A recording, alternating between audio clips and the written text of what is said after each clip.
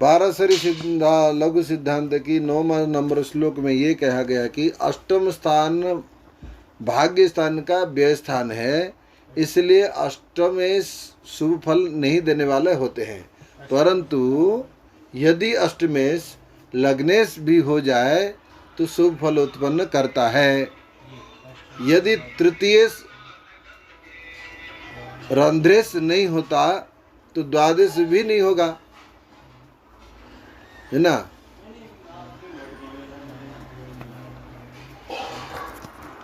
अष्टम स्थान भाग्य स्थान का व्यय स्थान होने के कारण ये अशुभ माना जाता है। परंतु इसमें ये की बात है कि इसमें लग्नेश हो जाना। तो और एक बात है, अष्टम भाव का स्वामी अगर एक ही ग्रह यानी कि सूर्य और चंद्र को अष्टम भाव का अष्टमाधिपति होने का दोष नहीं लगता।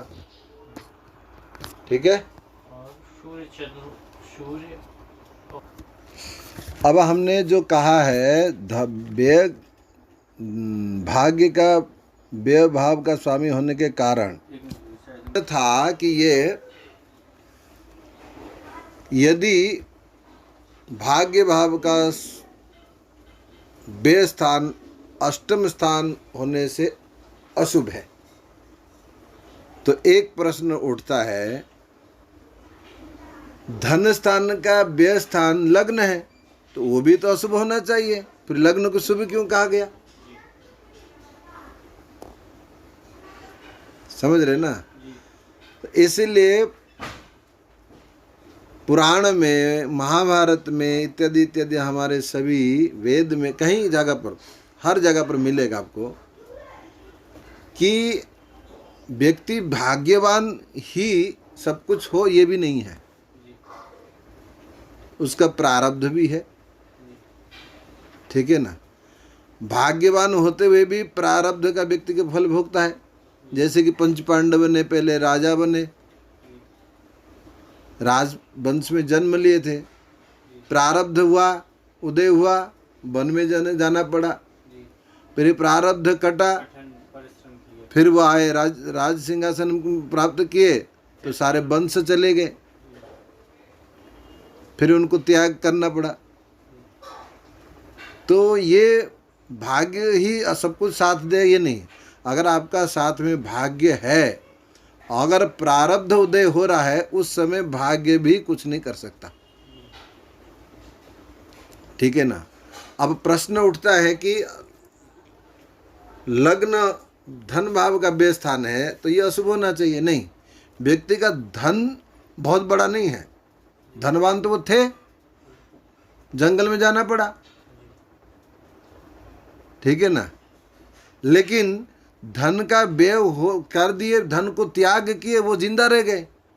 अगर धन को ही पकड़ कर रहते लाक्षागृह में जल जाते।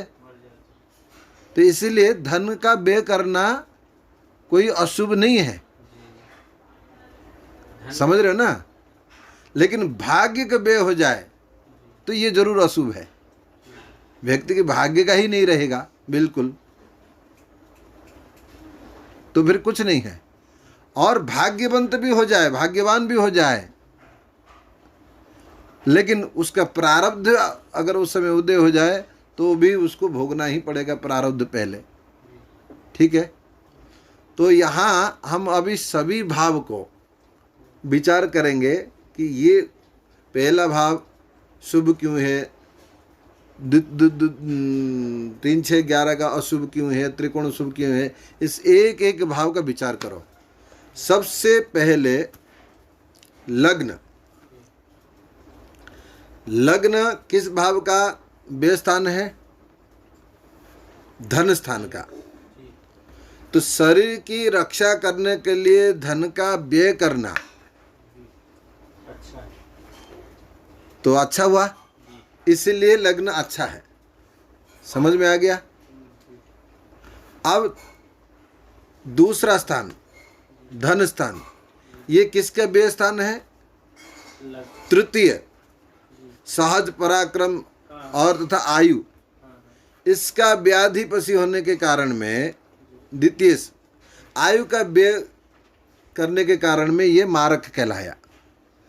द्वितीय भाव को मारक, द्वितीय भाव का मारक आयु, तृतीय स्थान आयु विचार करते हैं, तो उसका भी ये मार्केश कहलाया। तृतीय स्थान से भी आयु विचार करते हैं। अष्टम अष्टमाधिपा, अच्छा। अष्टम से अष्टम भाव भी आयु स्थान है।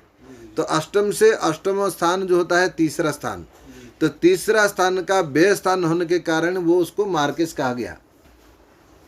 ठीक है, द्वितीय का तीसरा स्थान बन गया व्यय स्थान। तीसरा स्थान का व्यय स्थान द्वितीय स्थान होने के कारण में उसको मार्केश कहा गया, उसको इतना शुभ नहीं है। ठीक है, अब चलो तृतीय स्थान। तृतीय स्थान चतुर्थ स्थान का व्यय अधिपति है ना, और जो सुख का व्यय करे, खराब होगा। तृतीय जो होता है ना, सुख का व्यय कर दिया तो खराब माना जाएगा। तो इसमें भी विशेष शुभ फल नहीं है। चौथा स्थान आ जाओ, ये पंचम स्थान का व्यय स्थान। ठीक है ना,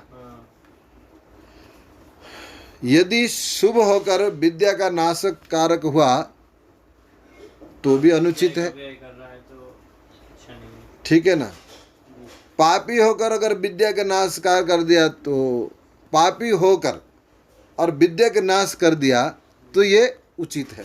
अब देखो, आपने इसकी पहले एक श्लोक पढ़े थे कि चौथा स्थान में पाप ग्रह अच्छे फल देते, तो इसका मतलब यह है कि यहाँ शुभ ग्रह अच्छे फल नहीं देते, क्योंकि अगर वो पंचमेश होकर चतुर्थ में बैठ गया, या पंचम स्थान का जो व्यय स्थान है, शुभ फल देने वाला जो ग्रह है वो व्यय स्थान का अधिपति होने के कारण में वो शुभ फल नष्ट चला गया, इसलिए वो अशुभ है। अगर यहाँ पाप ग्रह आ जाए तो व्यक्ति का पाप फल नष्ट हो जाए तो शुभ है, इसलिए चौथा स्थान आगे ना। अब चलो पंचम स्थान, आ जाओ, शत्रु का व्यय करने वाला। अब हम पंचम भाव के चलेंगे। पंचम भाव छठे भाव का व्यय स्थान है। छठे भाव से क्या होता है? कर्ज, रोग, शत्रु।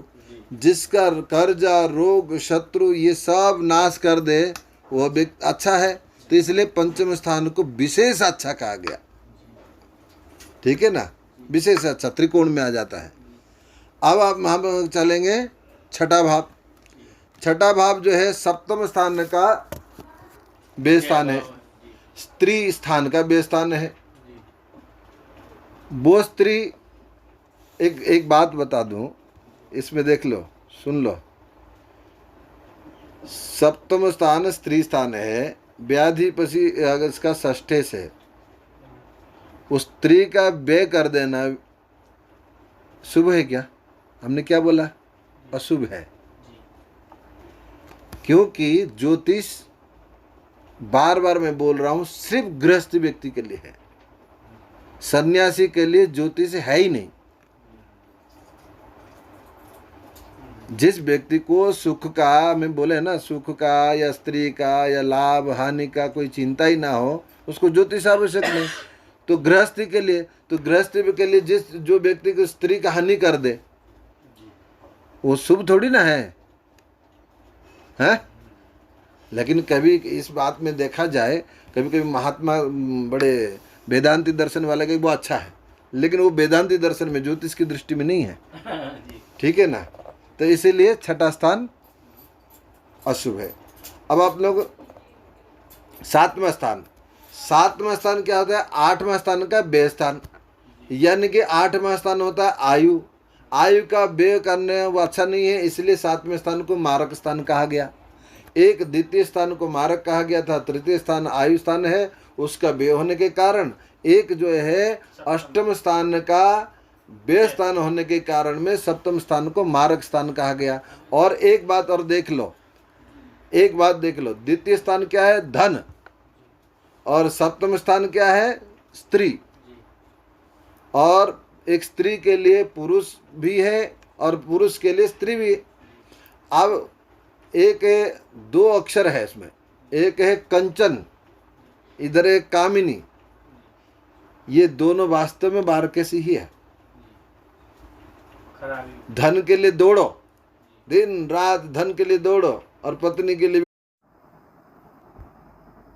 कामिनी, इसलिए हमारा जो वेदांती क्या कहते हैं, कंचन कामिनी के त्याग दो तब जाके सुख है। वो सुख किस चीज का सुख है? वो आनंद का सुख है, जो आत्म कहते ना स्वरूप आनंद, आत्मा आनंद। लेकिन वो एक गृहस्थ व्यक्ति के लिए सुख नहीं है, वो दुख है। दोनों मार्केस है। अब देखो स्त्री मार्केस कैसे हो सकता है? पुरुष का पौरुषत्व को नष्ट कर देती। एक तरफ से स्त्री एक शोषणकारी है आपके पूरे शक्ति को। अब स्त्री कैसे हो जाएगी? बार बार गर्भ धारण करने स्त्री भी अपना कमजोर हो जाती है। इसलिए सप्तम स्थान मार्ग स्थान कहा गया है। ठीक है ना। अब चलो अपना अष्टम स्थान, ठीक है ना।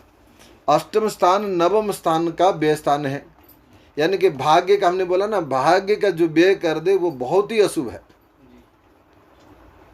ठीक है, भाग्य का व्यय कर दे, तो इसीलिए इस स्थान को भी अशुभ कहा गया है। हाँ, सबसे ज्यादा गड़बड़ अष्टम स्थान। अब चलो नवम स्थान, दसम स्थान होता है कर्म। ठीक है ना। कर्म ही संसार का बंधन है। यहां इसका व्यय होने के कारण, कर्म का व्यय होने के कारण नवमेश यानी कि अपवर्ग सर्व उत्कृष्ट पदार्थदायक है। जो व्यक्ति का कर्म का बंधन से छुटकारा मिल जाए तो यहाँ सिर्फ सन्यासी के लिए ये भाव बहुत अच्छा है। नवम स्थान काम ना करना पड़े, पैसा और कई लोग जैसे अभी हमारा महेश कह रहा ना, काम ना करे पैसा मिल जाए। पैसा नहीं मिल जाए, इसमें पैसा मिलने का लिखा है क्या?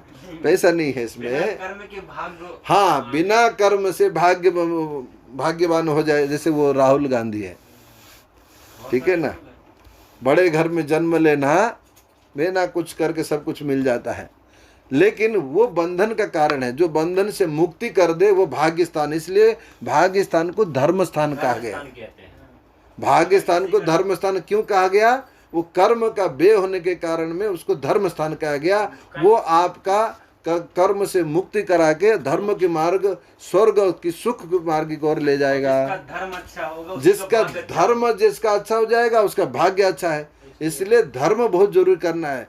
अपना धर्म में ही रहना है। अपना धर्म को पालन करे तो आपका भाग्य बलवान होगा। आप धर्म के विपरीत काम करोगे, आपका भाग्य विपरीत हो जाएगा। ठीक है। अब हम चलते हैं दसम स्थान। दसम स्थान एकादश स्थान यानी कि लाभ स्थान। उसका व्याधिपति दसम यदि शुभ ग्रह हो,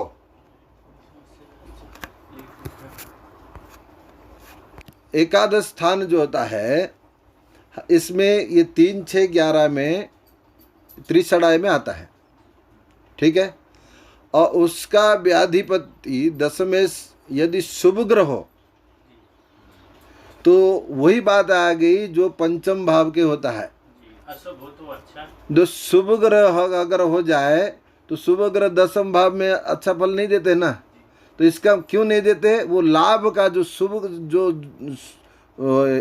ईमानदारी की जो कमाई वो उसका नष्ट कर देता है। अच्छा ग्रह मतलब शुभ का लाभ का, जो शुभ लाभ जो कहते हैं ना, जो अच्छा लाभ जो होना चाहिए, वो शुभ ग्रह अगर हो जाए, दसम स्थान में बैठ जाए तो वो शुभ, उसका शुभत्व को कम कर देगा। अगर वो पाप ग्रह हो जाए तो उसकी पाप की कमाई की खत्म करके उसको शुभ बना देगा। इसीलिए ये दसम स्थान पाप ग्रह हो जाए तो अच्छा है। अगर शुभ ग्रह हो जाए, व्यक्ति पाप कर्म से पैसा कमाता है, क्योंकि वो शुभ कर्म से पैसा नहीं कमाएगा। ये देख लिया करो कि ये व्यक्ति की कमाई किस प्रकार की है। ये पाप युक्त कमाई है या शुभ युक्त कमाई है। अगर पाप युक्त कमाई है तो उसकी अनुष्ठान करो, लेकिन उसकी ज़्यादा भोजन ना क्या करो। वो उसकी भोजन खाओगे तो वो ही गुण आ जाएगा। ठीक है ना। और पाप, जो पापी की का जो पाप कमाई करता है उसको ज़्यादा से ज़्यादा धर्म में लाने के लिए धार्मिक क्रिया करो। अधिकतर पापी लोग ही जितना अनुष्ठान करते हैं, ये बात भी याद रख लेना। पुण्यात्मा का अनुष्ठान की आवश्यकता क्या है? ठीक है ना। जो पाप कर्म करेगा उसको भय उत्पन्न होगा, और भय उत्पन्न होगा तो ज्योतिषी के पास जाएगा, और ज्योतिषी क्या करता है, मानसिक पीड़ित वाले व्यक्ति को और प्रहार करके उसको इतना कमजोर बना देता है, फिर ज्योतिष अपने बात में उसको फंसा ही देता है, उसको कुछ ना कुछ एक धार्मिक क्रिया करता है। लेकिन ज्योतिष वही होना चाहिए जो पापी को, पाप अर्जित व्यक्ति को धर्म मार्ग में ले आए, वो भी एक अच्छे ज्योतिषी है। ठीक है, तो इसलिए दशम स्थान का हो गया ना। अब चलो एकादश स्थान। जी। एकादश स्थान किस भाव का व्यय स्थान है? व्यय भाव का। व्यय भाव का। जिस भाव के व्यक्ति को व्यय व्यय व्यय मतलब व्यय का व्यय कर दे तो लाभ है, इसलिए उसको लाभ स्थान कहा गया। एकादश भाव को लाभ स्थान क्यों कहा गया को अगर कोई पूछे, भैया ये व्यय भाव का व्यय स्थान है, तो जिस व्यक्ति का हानि ही ना हो तो लाभ ही लाभ है। तो इसीलिए हमारा वेद में एक आशीर्वाद वचन आता है, सर्वे ग्रहा एकादश स्थान फलदा भवन्तु। आपकी सभी ग्रह एकादश स्थान फल जैसे देते हैं ऐसे फल प्रदान करे, ये आशीर्वचन देते हैं। इसका मतलब क्या है कि आपका सभी ग्रह लाभ फल दे। ठीक है ना, तो इसलिए ये इसका कुल मिला के देखा जाए लाभ स्थान ठीक है। अब चलो 12वां स्थान हानि। हानि स्थान क्यों कहा गया? ये लग्न को हानि करेगा, ये शारीरिक हानि करेगा। ठीक है ना, लग्न का 12वां स्थान हो गया। व्यक्ति का सर्वस्व लग्न से विचार किया जा रहा है, सर्वस्व को जो हानि करे, है ना।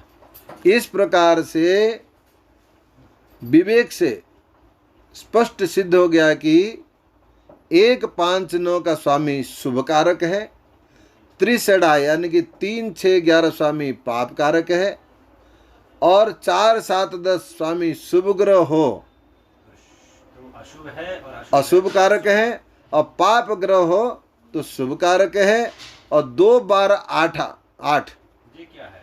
2 12 8 ये भाव का जो स्वामी साहचर्य है। हमने 8वें नंबर श्लोक में पढ़ा था, द्वितीय सर द्वादश। तो ये जो है साहचर्य है, और ये अपने अपने स्थान का अनंतर ये अपना अपना फल प्रदान करते हैं। ऐसे भाव में इस विचार करना चाहिए। बोलो साचे दरबार की जय।